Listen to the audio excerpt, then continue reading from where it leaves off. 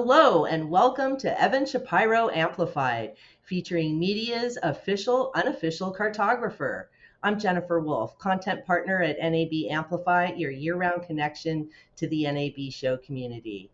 In today's discussion, we're plotting a new course towards rebuilding the industry. Evan breaks down the current media apocalypse and charts the path ahead, identifying today's biggest challenges and revealing his plan to help us redefine our workflows and business practices. Evan, thanks so much for joining us and welcome. Thanks so much. Great to be here. It's great to have you. So Evan, you say the 2020s will be remembered as a decade of massive change. What has contributed to our current media apocalypse, and where are we at right now? So to understand the current state that the media is in, which is a real apocalypse within its own business models, you have to remember that 4 years ago, Disney didn't have a streaming service yet. And then everybody launched their streaming services to follow Netflix into the field without necessarily understanding what it would do to their entire business model. But lockdown accelerated the uptake of all of these new platforms. It accelerated the usage on all of these various publishers and products and subscriptions and new ways of consuming all different types of content. We bought more televisions than we thought we were going to quicker. They're smarter than the previous televisions, and that's enabled a tremendous amount of new consumption, like fast, that rose during this period of shared global crisis called lockdown. And lockdown created the acceleration of change itself in our ecosystem. So change went from being something you could schedule month by month or quarter by quarter to a certain extent. But during COVID, because of all this new usage and because we were plowing through new subscriptions of new services and business models were being reinvented in real time, Disney caught up and surpassed Netflix in total number of global subscribers in less than 3 years.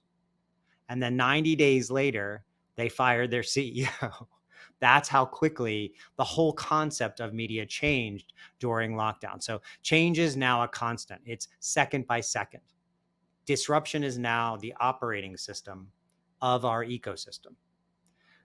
Change is not something you can schedule once a year for NAB. You have to look at it every day. And if you don't look at it every day, it suddenly becomes like that niece or nephew you only see at Thanksgiving, much larger than you ever thought it could get.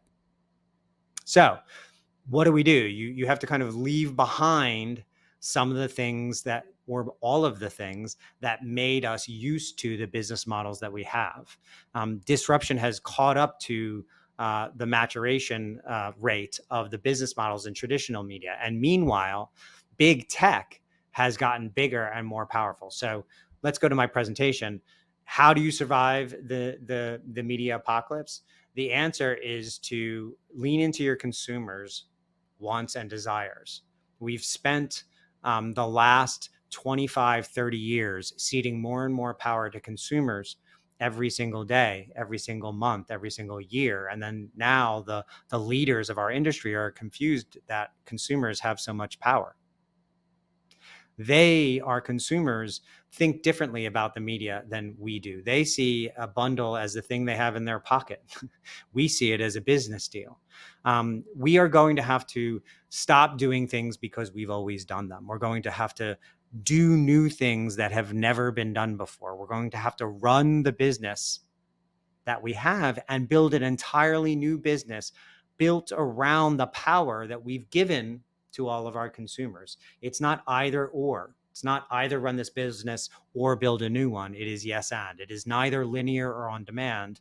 It is yes and. It is neither audio nor video. It is yes and. That is how the consumer sees this ecosystem. They see it as a range of things that they can choose from, and we have to allow them to scratch the itches they have as they need them. So that's how we got to here. And I think this nuanced approach to seeing the world through the eyes of the consumer is the way we get to not what's next, because what's next is already here. So, okay, we're here. We're in the middle of the media apocalypse, and you're telling us some of the things that we need to do to prepare for the road ahead. But you also mentioned how big tech companies are recreating business models for television.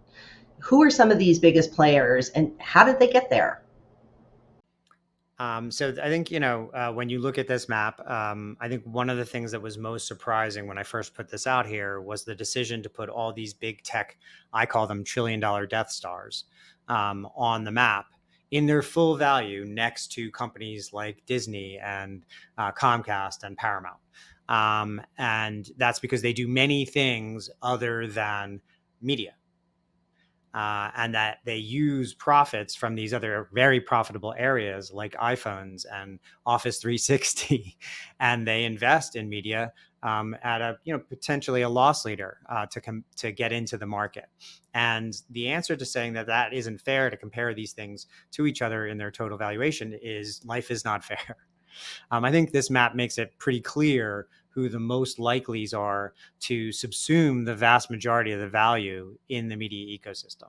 And when I say things like it's not what's next, it's what's now, I mean because it's happening right now. Alphabet controls the largest video platform on the face of the earth, the largest advertising platform on the face of the earth, the fastest growing operating system for connected televisions on the face of the earth, 70% of the operating systems on smartphones on the face of the earth. It's the largest search engine, the largest browser on the face of the earth. Apple has only about 35% of the world's phones operating systems, but 60% of revenues driven through phones. If you want to get to your consumers anywhere on the planet via mobile, you have to go through Apple and Alphabet. You have no choice. In addition, if you want to get to people coming through the creator or community economy on YouTube, you have to go back to one of those $2 trillion Death Stars. Microsoft is one of the largest gaming companies on the face of the earth. It is also one of the largest social media platforms. In gaming, they not only have the Xbox, but they have Minecraft, which is not just a game that caters to about 60% of the world's Generation A population, but they also have LinkedIn, which is the 8th largest social media platform on the face of the earth. They also sell advertising on behalf of Netflix. Amazon has one of the great membership flywheels on the planet Earth, maybe of all time, in Prime. It's the one subscription no one cancels. They also sell other people's streaming services. Almost a lot of the other companies use Amazon channels to get to consumers to sell their subscription streaming services. They have Twitch, the largest live streaming platform in the face of the earth.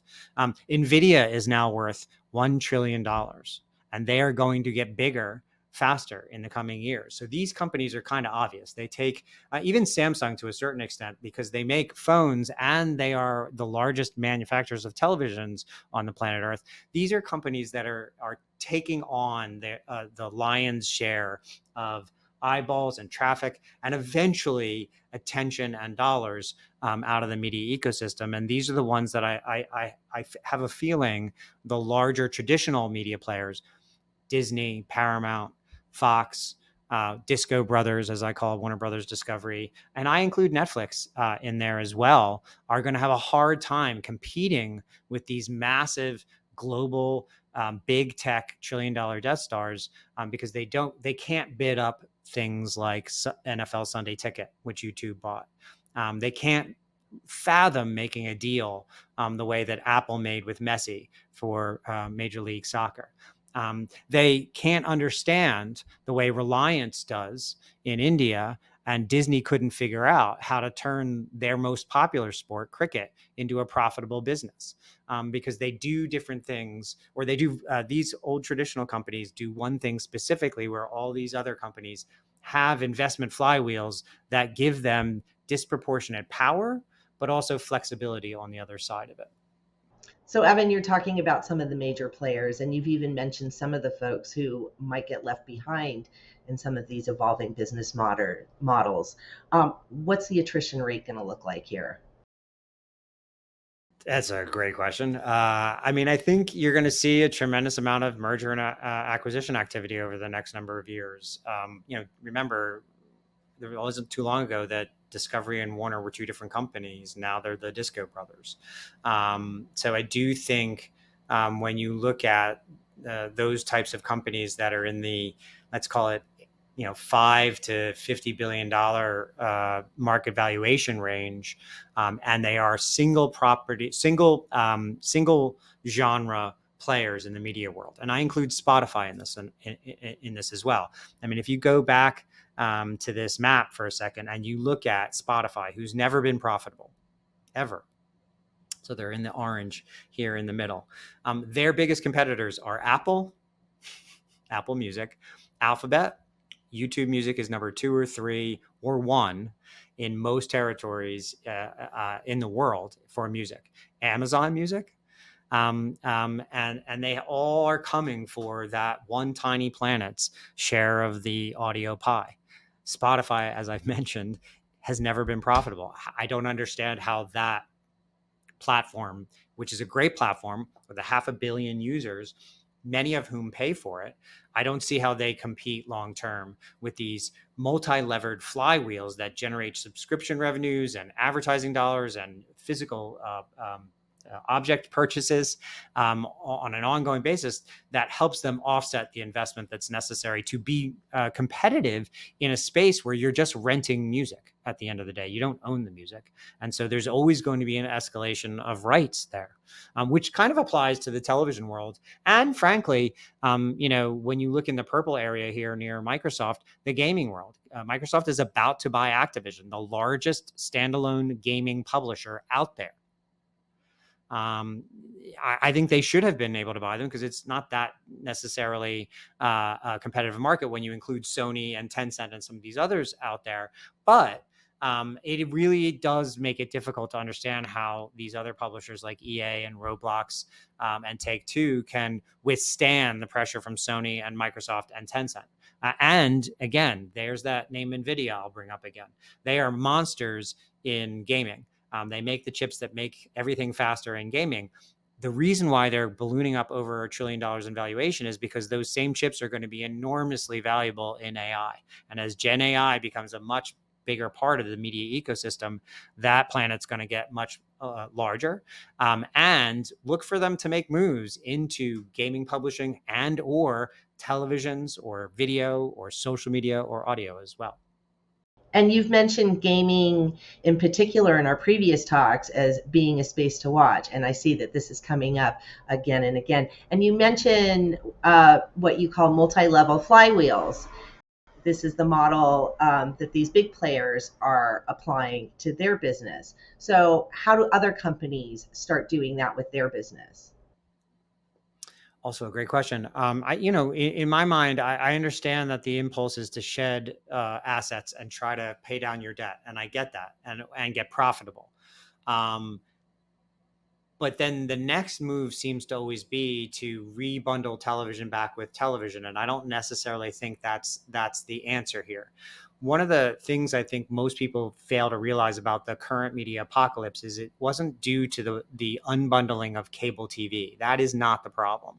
The problem is the unbundling of the triple play, which surrounded the cable bundle. The cable bundle was a little better than break even for a very long period of time, but it tied together the triple play bundle in the home, where Comcast and Charter and a whole bunch of other cable companies around the country sold broadband, phone, and video as one big bundle. And when you sell that many products into the home, I learned this from Tom Rutledge, the more hooks you get into the consumer's home, the less likely they are to break up with you, because it's more difficult, but also there's efficiencies and economies of scale for the consumer as well. As the cable TV unbundled and landlines became ridiculous, people started desubscribing from the triple play fastest and also canceling cable because it no longer became economical to them. That triple play, that bundling of services and utilities and video inside of it has been replaced. It's called Amazon Prime.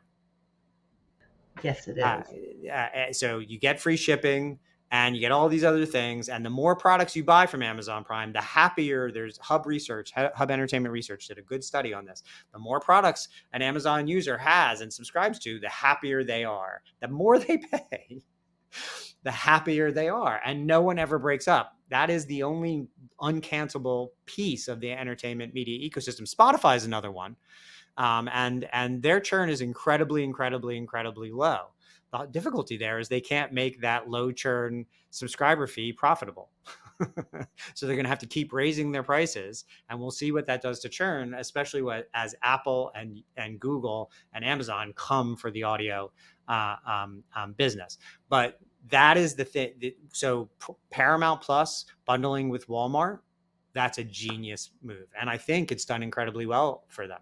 The Spotify Hulu partnership has done incredibly well with some of the hardest consumers to get, college students. I do think, though, there's going to be mergers and acquisitions here. And you look at a combination of something like Spotify and Facebook, a purely ad business in Facebook and a almost purely subscription business in Spotify, very demographically matched, but doing very, very different things. I do think those types of super bundles are the table stakes when you look at Prime, when you look at what Google is building with YouTube TV and YouTube Premium and YouTube Kids and NFL Sunday Ticket and Google TV and all the other things they're doing. Their bundle is a very, especially for advertisers, by the way, a really attractive place. Apple has Apple One, where they're going to start to really compress all these things into a single product, both for subscription and when you buy it with your iPhone, but also on the other side, increasingly for advertising. They are building an advertising business there. So, to compete, you're going to have to be as nimble, but also multifaceted. If we go back to my presentation, this is the bundle that consumers build for themselves in their own pocket with their own thumbs. Right. And you can see there's a consistency both over 35 and under 35 here. Social media is number one, the free stuff, although I think that's going to morph. And major video SVOD, premium SVOD is number two. And then you see fast appearing on both sides. This is how, at least according to Hub Research, how consumers program their bundles in their heads when they think generically about all the services. This is what they see when they go into the brand specifics. And you can see a real bifurcation of interest over 35 and under 35. Reading, number one, so a bundle of different subscription reading services or paid reading services like Apple News and the New York Times and other products like that. For over 35s, you can see two different audio services, again, showing how important that sector is going to be to consumers who are Gen Z and Gen Y. Notice PlayStation Plus for both over 35 and under 35. This goes back to the gaming aspect as well. This is not just a place where people play games. It's also the new form of social media. People are going there and playing games and then hanging out and talking with friends. But crucially, if you want to stick around month to month with your consumers, you're going to be in the less than half of media services consumers use that they consider must-haves. So under 35, consumers have 16 on average media services. Over 35, they have 11. But in both cases, fewer than half of the total media sources consumers use are considered must-have. So how do you stick around? How do you not churn out? How do you stay on the front screen of the apps of the iPhone or the television screen of your consumer? You have to satisfy this entire Maslow's hierarchy of feeds. You have to look at the bundle that your consumers program for themselves, and you have to think about your place in all of these worlds. Do you have to compete head to head on every single one of these platforms? No, but when you think about the New York Times, which is a really successful turnaround story over the last decade, they are playing in they're actually playing in all of these fields. If you think about music as audio, a top podcaster. They are making television series for Hulu. They have a huge subscription business in print, digital print journalism. There are other examples out there, and Amazon is another good one to look at. So when you're thinking about how to compete in the moving forward basis, I think this is the new triple play. I think these are the table stakes. And I think that the reason why the Disneys and the Warner Brothers Discoveries and the Paramounts and the Foxes are having so many issues right now is because they're playing on only one of these platforms, really. And it's going to be increasingly hard to be profitable and consistent in your relationship with your consumers without being really diversified in how you speak to your consumer and how you generate revenue. So this call to action for rebuilding our industry, it focuses on looking at what the consumer needs, inserting yourself there, and diversifying. Is that correct? Yes, yes. If you look at this Battle of the Bundles scorecard, you can see the table stakes being built. You can see the battle lines being drawn. And the diverse companies who have diversified revenue streams and can really build upon each success that they have in new areas with their consumer base are going to get the highest average revenues per user from their interactions with their customers. Right now in video, that means finding a way to keep consumers subscribed or at least active on your platform, even when they don't want to pay for a subscription. So nobody really offers their subscriber on their premium SVOD the opportunity to stick around if they desubscribe. You either subscribe for the lowest tier and get ads, or you're out. But imagine if a free version of CNN was on the front end of Max, or if Pluto was on the front end of Paramount Plus, and you gave the consumer the opportunity to stick around and enjoy a free version of the product for a longer period of time while you market them the paid product and you give them ads. The opportunity to increase your revenue per user is greater. The opportunity to lengthen the lifetime value of that consumer is greater. That's a kind of yes and solution to just video itself. But when you look at the companies who are struggling right now, Spotify being a really good example of that, them connected to a Paramount, them connected to a Disney, a Roblox who is doing pretty well right now, but is going to have a hard time competing with the massive gaming companies on this chart. Them with Disney, who builds theme parks in real life, building theme parks in the metaverse with Roblox, with the next generation of consumers. I understand that cutting budgets right now is what everybody in traditional media is about. But when you look at the companies that are ultimately winning right now in media, not going to win, but are winning right now in media, they've invested in new areas, even when those areas did not make them money. Bob Iger, a couple of years ago, 4 or 5 years ago, came out and said that Disney was going to lose $25 billion investing in streaming. Now he's apologizing for having lost $10 billion.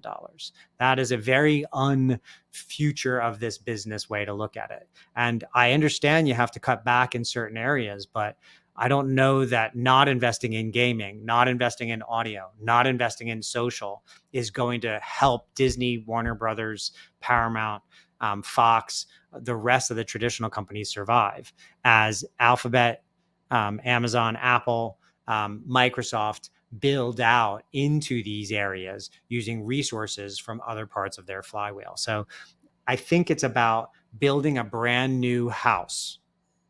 We have to stop doing things the way that we've always done them because we've always done them that way. It's not enough to try to put curtains on the house that's burning down. We have to think finally about moving out of the house and into a new structure. We have to stop doing things because the last contract is easier to revise than to rewrite. Those a little bit different than the last version, incremental changes to our industry are exactly what got us into the circumstance we're in right now. Yes, you're going to have to operate the business that's declining, but still profitable, linear television networks. And you're going to have to build an entirely new vision of what cable TV can be, an entirely new ecosystem for your IP across audio and social and gaming and video simultaneously. It is not going to be easy. And in fact, it's going to be harder because the big tech companies are already waiting for you in the destination where we're headed. So we are already rebuilding the media ecosystem. I think it's really time for the companies who have built today's media ecosystem to realize where we're at and start adapting to this new world. Great insights, Evan. Thank you so much for sharing them with us today. Folks, that's Media Universe cartographer Evan Shapiro. Thanks for watching along, and be sure to check out our next installment, What's Next, where Evan gives us a preview of his NAB Show New York keynote address and explains how we can pull the media industry kicking and screaming into its new era. For more great insights like these, head over to amplify.nabshow.com.